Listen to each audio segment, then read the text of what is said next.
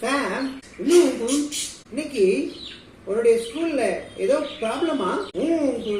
என்ன, என் கூட படிக்கிற ஒரு பையன் தள்ளி விட்டுட்டானா? அப்புறம் என்னாச்சு? அவனை நல்லா அடிச்சு துவைச்சிட்டேன். ஓ, நீ ஏன் அவனை அடிச்ச? நீ அவனை மன்னிச்சிருக்கலாம? எத்தனை ஓட்டி மன்னிக்கிறது? அவன் தினமும் இதுதான் பண்றான். அதான் இன்னைக்கு அவன் மூஞ்சி போறையெல்லாம் சேர்த்துட்டேன். இப்படிலாம் செய்யக்கூடாது. இதுக்கு பைபிள்ல ஒரு ஓமை இருக்குது. புரியும்? அது எங்க வசிக்கணும்? அத மத்தேயு 18வது அதிகாரம் 21 இருந்து 35 வரைக்கும் வாசிக்கலாம். இந்த ஓமைய இயேசு யாருக்கிட்ட சொன்னாரு? இந்த ஓமைய இயேசு பேதுரு கிட்ட சொன்னாரு. ஏன் சொன்னாரு? ஏன் சொன்னாருன்னா, பேதுரு வந்து சொல்றான் இயேசு கிட்ட, எனக்கு விரோதமாய் பாவம் செய்கிற என்னுடைய சகோதரனை நான் எத்தனை வாட்டி மன்னிக்கணும்? 7 முறை மன்னிச்சா போதுமா அப்படின்னு கேக்குறான். அதுக்கு இயேசு சொல்றாரு, 7 முறை மட்டும் இல்ல, 770 முறை மன்னிக்கணும்னு சொல்றாரு. அப்படின்னும் 490 முறை மன்னிக்கணும். அப்படி அர்த்தம் கிடையாது. நீ கணக்கில்லாம மன்னிச்சுக்கிட்டே இருக்கணும் அப்படின்னு அர்த்தம். அத சொல்லிட்டு அவரு இந்த ஓமையை சொல்ல ஆரம்பிச்சாரு. பரலோக ராஜ்யம் தன் ஊழியக்காரர் இடத்துல கணக்கு பார்க்க வேண்டும் என்று இருக்கிற ஒரு ராஜாவுக்கு ஒப்பா இருக்குது. அவன் கணக்கு பார்க்க தொடங்கின போது 10,000 தாளந்து கடன்பட்ட ஒருவனை அவனுக்கு முன்பாக கொண்டு வந்தார்கள். ராஜா அவனை பார்த்து, அவன் தன் கடனை அடைக்க திராணி இல்லாததனால் அவனையும் அவனுடைய மனைவியையும் அவன் பிள்ளைகளையும் விற்று அவனுக்கு இருந்த எல்லா சொத்தையும் விற்று இந்த கடனை அடைக்கும்படி உத்தரவு போட்டாரு.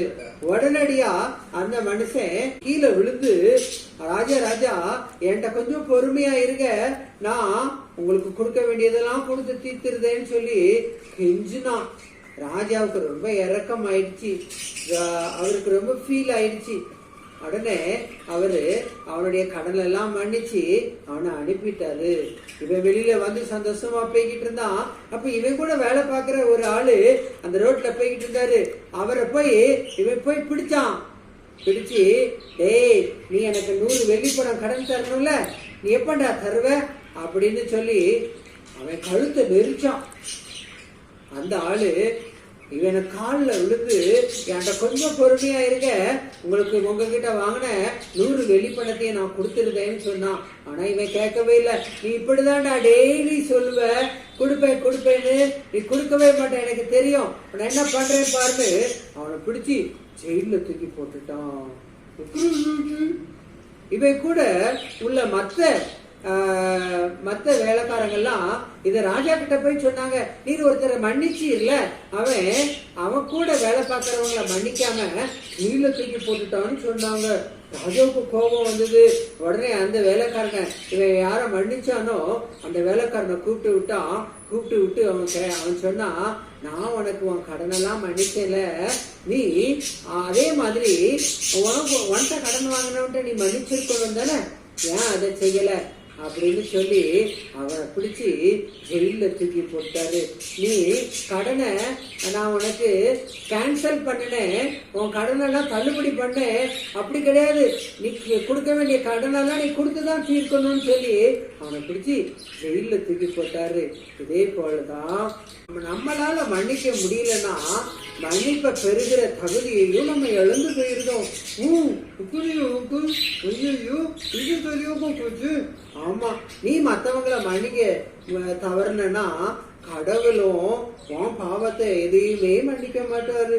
ஐயோ, நான் நிறைய பாவம் செஞ்சிருக்கேன்னு. அப்போ கடவுள் உனக்கு நிறைய மன்னிச்சிருக்கிறாரு தானே. அப்படின்னா நீனும் அந்த மன்னிப்பை மற்றவங்களுக்கு கொடுக்கணும். சரி அங்கிள், அப்போ இனிமே நான் எல்லாரையும் மன்னிக்கிறேன். தேங்க்யூ.